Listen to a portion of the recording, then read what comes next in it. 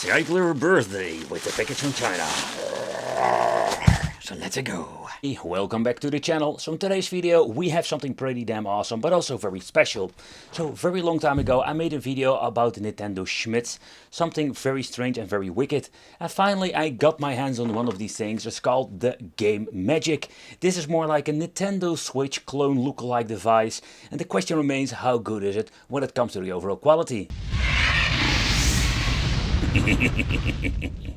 I love it how they put stuff on this on the box. What inside the box? The console, 2 controllers, a lithium battery. We have 4 AAA batteries that we're going to need.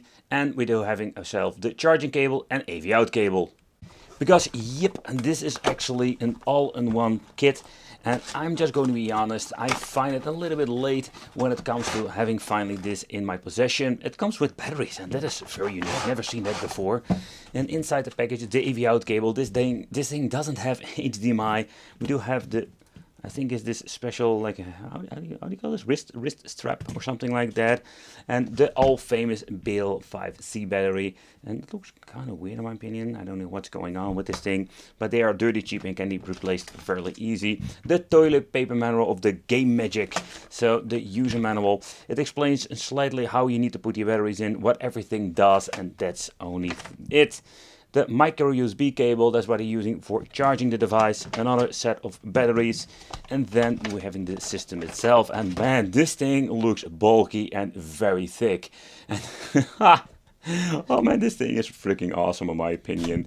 You can even slide the joysticks out. It has no motion whatsoever. The way how everything has been made, there is no connection like with an original Nintendo Switch. It's just a piece of plastic that you're going to be sliding in. The bezel is also very huge compared with the original Switch. And yeah, let's be honest, this is absolutely laughable bad. But it doesn't matter. Okay, let's get this thing off. The system itself, yeah, what are we going to getting with this? It's the idea the same with the Switch, that we do have a portable device and the controller separately. On and off switch over here, micro USB for charging, the AV out for actually like plugging in television, volume control, and at the bottom we also can find another jack. So I'm guessing this is the AV out and this is the audio jack. We also have the tiny stand like with the original Switch. Let's see if I can click it out. I cannot even click it out. It's so stuck. Oh, there we go. We can even like put it in a certain position. That's also kind of cool. And if you're going to remove this, oh, we need to have again a screwdriver. We can actually put in the battery. And that's the first thing that we're going to do. Okay, every single screw has been removed, and yeah, what is also kind of interesting, that we do have the option for 4 separate batteries or the lithium battery that we're having inside this kit. It's a very interesting configuration because you don't see it that often. What I do hate about these things, all of them, they have tiny screws and they're very difficult to get out. But nevertheless, let's take a close look and let's see how it actually works. Does it plug and play, or do we have a lot of shenanigans going on? Because with these things from AliExpress, sometimes you never know what you're going to getting, and I just wanted to check it out. Oh man, let me fight like for 5 minutes getting this freaking plastic off. But there is one particular thing I find very cool about this. So first of all, so you can use this thing as a 2-player configuration like the Nintendo Switch also has. Then you can use one controller like this for each player. But if you're going to be sliding it in, then we even having the option to use this thing actually like a single player controller. When you're looking at the Saturn configuration, everything works like it should be. Having the left D-pad for navigating through the menu, and if you want to start a certain game, you can just use the start at the right if you want to. Yeah, and this is not normal when you're going to be like disconnecting the controllers. So when you're going to disconnect the controllers, you're going to be holding in the same configuration like I did before when there was attached to the system. You can see that doesn't work anymore. It's quite ingenious what they did over here. And the way how this actually works, there is a tiny pin in here. So when I'm going to be holding it, I'm going to grab the same controller. Now you can see that I can move up and down like this. If I'm going to lose it, it will basically not work anymore. So I need to use a controller like this. You know, it's absolutely a cool tweak that they made in the system to give it more like a Nintendo Switch vibe going on. The display, on the other hand, is just your typical display, not an IPS panel whatsoever. For the money, I think we cannot really expect that. Also, when it comes to, let's say, the bezel, It's not a big of a deal, but still it's around there and it's very noticeable. Also there's a small, let's say, depth between the display and the front glass, but when you're going to be touching it, you can see there is no movement in the LCD. So we need to be very careful with this. But first of all, let's remove the screen protector. The front glass, oh man, this thing is going to be static and annoying, but it's very glossy. And I can tell you, this is not your Gorilla Glass or whatsoever, so this wheel is going to be scratching up like crazy. And that's a little bit of a bummer. This should, let's say, put an extra screen protector in here, so you can actually protect the piece of plastic that is in front of the LCD. But let's talk about what you're going to get inside of the machine. It's just 8-bit, yep, it's the same shenanigans we have seen with a lot of plug-and-play sticks. So when it comes to navigating, it's going to be, let's say, in simple configuration, having adventure, classic action, shooter, puzzle and fighting over here. Pressing the start button will give you all of the adventure games, but I did notice that you need to press the button quite hard in my opinion. But let's say when it comes to the overall game list, it's just okay. If you need to reset the system, you need to press both select and start at the same time to go way back. And here we can choose our different games. There are all kinds of weird games on here, and yeah, there are a lot of naughty games as well, but there are also a lot of cool games that I really enjoy and cherish, like an Arkanoid. But the files, they are actually on here, or the games are just PAL games, because they sound really slow in my opinion. And also some weird things going on with the audio. So when it comes to the overall performance of the system, it's not great at all. But when it comes to the overall gameplay and also when it comes to the buttons, I did notice that I sometimes need to press it very hard. Maybe this is because it's a brand new product or they're just using really cheap membranes. But the overall quality, it's okay. Take consideration, it's back to basic. There is no quick load, quick save whatsoever. So that's also a little bit of a bummer. But let's talk about more of the controls, because these things, I don't know. But when it comes to the controls and everything, it's just okay. And I mean, particularly when you're looking at the D-pad, it does have a very nice shape where the buttons have been bent to each other. What basically happens if you're going to be playing this, it plays not bad at all. But the directional input when it comes to certain games, it's going to be quite challenging. Another thing is when it comes to the A, B, or Y buttons, they have a very long travel, but it does have a nice click underneath. Then we're having, of course, both controls have a select and start, but they are very difficult to press simply because they have a long travel and they only make contact when you're pressing them very deeply in. You can hear every single time I'm booting up a game, we have this tune just sticking around. Okay, that's kind of interesting to see that I'm actually like booting up into the different stage, the stage I didn't want. So let's get a reset. I'll show you how it actually works. Reset this bad thing, start it right up. Here we can just choose the game I want to, because they implemented a multi-game card with this typical game. They do that a lot. I think it's from the beginning I reviewing these Famicom clone things. And it automatically starts in the jungle, because I wanted to showcase the directional buttons when it comes to the certain game. And this is the thing that I do have a double feeling. Here you can see that I'm having some problems shooting to a certain direction, because I really need to get to the use to the D-pad. The next test I'm supposed to do basically is just seeing what happens if you're going to be unplugging both controllers, and let's see if this thing works with two players.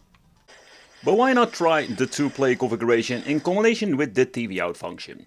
So when it comes to the overall quality, I am not really pleased by it. Simply because when it comes to the overall, let's say the way how it looks, on an LCD, it looks pretty damn bad. And another thing that I also hear is a very annoying static sound that comes because of the really low quality cable or the AV out signal itself. But how about the 2-player controls? Does this actually work? So first of all, this is the player 1 and it seems to be having no input delay or crazy things going on. The only thing I've noticed that you need to press the button quite hard to actually get something going on.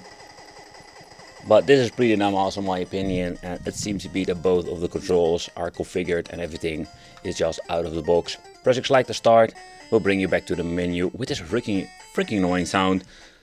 But that's it, this is actually what we're going to get when it comes to the 2-player configuration and the Switch TV out capabilities for the Smitch. The Smitch, that's what I need to call it. So one of the favorite things I love about these devices are the weird, wicked homebrew games, like this Zombie versus Plants. You know, this thing makes no sense whatsoever, but it's kind of cool in its own way. I think there was also a version they made for the Mega Drive, and you can even buy that like on a cartridge if you want to. And here you can just build yourself the wall if you need to. catch the sounds like the original game, and I think it's pretty damn awesome. Every single game I will find on here, it's going to be sounding really slow for most people, simply because this is just the PAL files they're using, or PAL games. But this thing does have a lot of cool games that are actually a lot of fun to play nowadays. Even this tank game is absolutely a classic one in my opinion. No, but it looks really stretched out in this display, that's a fact. And there's no aspect ratio, unfortunate, what we can change out. And when you're going to be scrolling through the list, there are so many different crazy games out there, including some naughty games like this Pac-Man game. I think it was called Pac-Man World. Back in the day I did play it myself on the Mega Drive, I can recall, but personally I prefer myself the original Pac-Man. I don't know if it's normal, but you do see weird screen tearing going on or some weird sounds going on at the bottom, but besides that, the game seems to be running just fine. Yeah, so there is a game actually called Banana. Yeah, this is just weird. More of the homebrew games you will find on the normal new systems, but isn't this just a Dig Dug game or whatever? I must say it's a very catchy tune.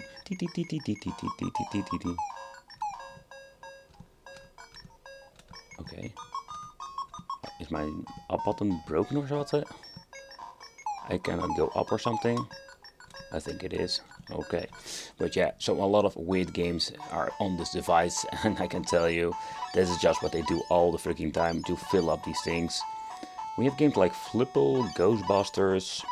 You know, the list isn't mixed. Another problem I'm always having with these devices that it says action, but with the action, when you're actually going into action, you find some random weird things going on. One of the other games I want to check out is one of my favorite ones, and of course Turtles. I'm also surprised how actually good this sounds, besides that really annoying tune, that static tune that you can hear between the games when booting it up. Okay, but so far so good, no problem whatsoever. It would be so cool if they implemented also, at least the English games, that's another thing, but also when pressing select start, giving you the option for aspect ratio, because we have already seen this when it comes to plug and play devices. But let's do a quick teardown with the products, because a lot of you watching these videos wanted to see this. So first of all, let's be very careful, because there is a very thin cable going to the speaker and everything has been soldered together. There's no plugs or whatsoever as far as I can see. Then we're having one huge PCB board. They are for the normal batteries, the connectors, and this is for the lithium battery you can put in the BL5C Nokia battery.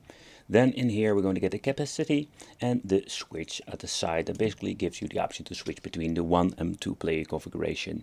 And the ribbon cable going over here to another PCB in tiny one that also contains the jack cable for the headphone option. So we can remove this screw, and I'm just going to do this especially for you so you can see what's in the other side. But when it comes to this particular product, most of the time we're just going to get ourselves a nozzle and chip, and there is nothing to see because they are basically putting black blobs on everything and getting rid of a lot of text on the PCBs itself. So let's be very careful. There's going to be a lot of, let's say, mumbo jumbo getting this thing slide over so I can give you a look. And like I already told you, yeah, it is going to be the same stuff going on. So it does not say anything when it comes to the main chip over here. This is the receiver here at the side for the controller. And at the other side, let's see what it says over here. It only says DR8080A06. I don't see any date of production. Sometimes you find them, you know, where they made the product. The only date I can find is the LCD. But yeah, they can't have old stock laying around and just slapping it into new systems. A quick look into the controller. Wasn't hell to open up, I can tell you that. But it's just going to be one PCB, and underneath we're having the translucent cheap membranes. This is just a spring with the button or the release button when it comes to, let's say, sliding it on and off like with the original Nintendo Switch. So where this Magic handheld has a lot of potential. It's quite unfortunate that it only plays 8-bit games. How cool would it be if this thing has an HDMI function and can play all kinds of retro games? We've seen all kinds of devices from China that can do it, and that would be absolutely making this thing pretty damn awesome. The overall, let's say, the configuration with the controllers is very neat, and this is absolutely one of those crazy novelties you can only find in China, or on AliExpress in this case. Let me know in the comments what do you think of this. I want to thank you all for watching. Consider subscribing, hit that little bell, and it would be great to see you in the next video.